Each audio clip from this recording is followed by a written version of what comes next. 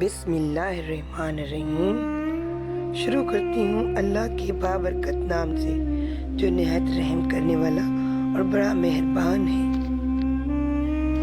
لا الہ الا اللہ محمد رسول اللہ، لا الہ الا اللہ محمد رسول اللہ، لا الہ الا اللہ محمد رسول اللہ۔ حضور اکرم صلی اللہ علیہ وسلم کی طائف کے سفر کا قصہ۔ نبوت مل جانے کے بعد 9 برس تک نبی اکرم صلی اللہ علیہ وسلم مکہ مکرمہ میں تبلیغ فرماتے رہے اور قوم کی ہدایت اور اصلاح کی کوشش فرماتے رہے، لیکن تھوڑی سی جماعت کے سوا جو مسلمان ہو گئی تھی اور تھوڑے سے ایسے لوگوں کے علاوہ جو باوجود مسلمان نہ ہونے کے آپ کی مدد کرتے تھے۔ اکثر کفار مکہ آپ کو اور آپ صلی اللہ علیہ وسلم کے صحابہ کو ہر طرح کی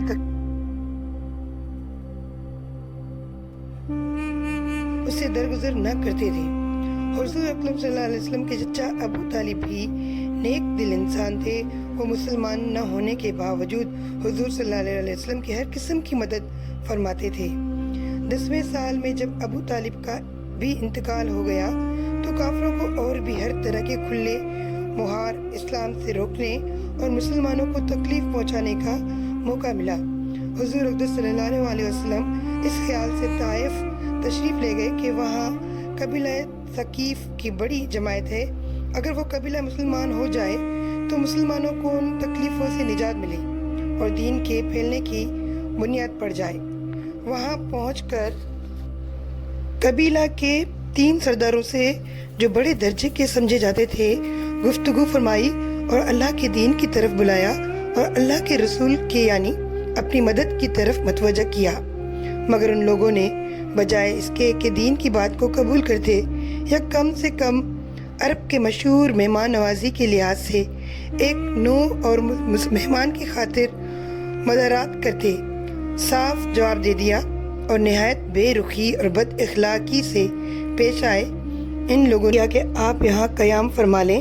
جن لوگوں کو سردار سمجھ کر بات کی تھی کہ وہ شریف ہوں گے اور مہذب گفتگو کریں گے، ان میں سے ایک شخص بولا کہ اوہو، آپ ہی کو اللہ نے نبی بنا کر بھیجا ہے۔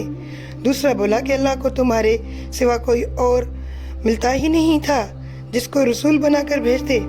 تیسرے نے کہا کہ میں تجھ سے بات کرنا نہیں چاہتا، اس لیے اگر تو واقعی نبی ہے جیسا کہ دعویٰ ہے تو تیری بات سے انکار کر دینا مصیبت سے خالی نہیں، اور اگر جھوٹ ہے تو میں ایسے شخص سے بات کرنا نہیں چاہتا۔ اس کے بعد ان لوگوں سے نا امید ہو کر حضور اکرم صلی اللہ علیہ وسلم نے اور لوگوں سے بات کرنے کا ارادہ فرمایا کہ آپ تو ہمت اور استقلال کے پہاڑ تھے، مگر کسی نے بھی قبول نہ کیا، بلکہ بجائے قبول کرنے کے حضور سے کہا کہ ہمارے شہر سے فوراً نکل جاؤ اور جہاں تمہاری چاہت کی جگہ ہو وہاں چلے جاؤ۔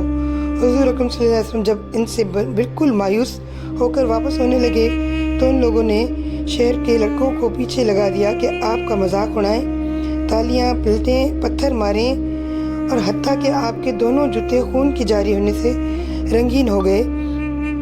حضور اقدس صلی اللہ علیہ وسلم اسی حالت میں واپس ہوئے۔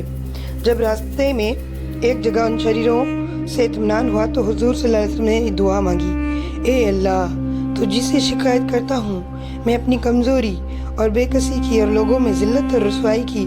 اے رحم الراحمین، تو ہی میرا رب ہے، تو ہی میرا پروردگار ہے۔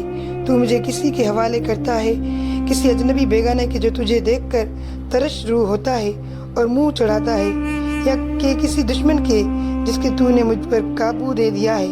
اے اللہ، اگر تو مجھ سے ناراض نہیں ہے تو مجھے کسی کی بھی پرواہ نہیں ہے، تیری حفاظت مجھے کافی ہے۔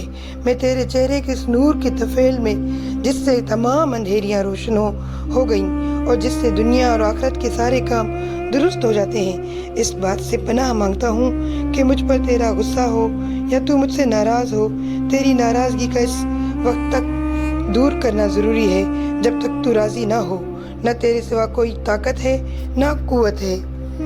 ملک الملک کی شان کہائی کو اس پر جوش آنا ہی تھا کہ حضرت جبریل علیہ السلام نے آ کر سلام کیا اور عرض کیا کہ اللہ تعالیٰ نے آپ کی قوم کی وہ گفتگو جو آپ سے ہوئی سنی اور ان کے جوابات سنے، اور ایک فرشتہ جس کے متعلق پہاڑوں کی خدمت ہے آپ کے پاس بھیجا ہے کہ آپ جو چاہیں اس کو حکم دیں۔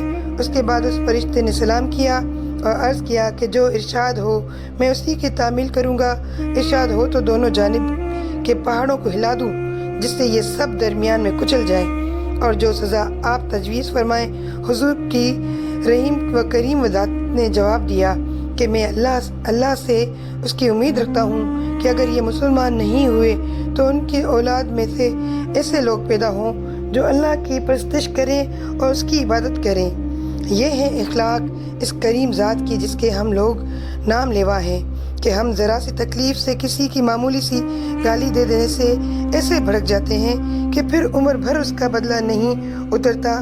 ظلم پر ظلم اس پر کرتے رہتے ہیں اور دعویٰ کرتے ہیں اپنے محمدی ہونے کا، نبی کے پیروی بننے کا۔ نبی کریم صلی اللہ علیہ وسلم اتنی سخت تکلیف اور مشقت اٹھانے کے باوجود نہ بددعا فرماتے ہیں نہ ہی بدلہ لیتے ہیں۔ جو لوگ اخلاص اور سچی طلب کے ساتھ اللہ کے کام میں لگ جاتے ہیں ان کو دنیا ہی میں جنت کا مزہ آنے لگتا ہے۔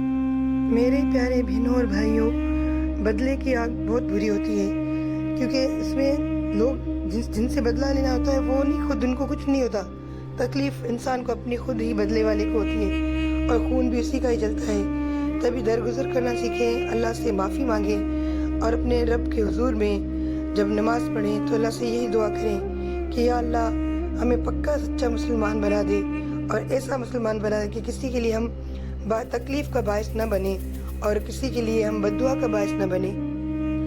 12 ربیع الاول کے حوالے سے زیادہ درود شریف پڑھیں۔ یہ ہمارے آقا کا مہینہ ہے۔ اس پورے مہینے میں جتنا درود شریف پڑھیں گے اتنا کم ہے۔ اپنا بہت خیال رکھیے گا، سبسکرائب کرنا نہ بھولیے گا۔ میری دعائیں آپ لوگوں کے ساتھ ہیں، اور مجھے امید ہے کہ آپ بھی مجھے ضرور دعائیں میں یاد رکھیں گے۔ اپنا بہت خیال رکھیے گا۔ اللہ نگہبان، اللہ سب کا حامی و ناصر۔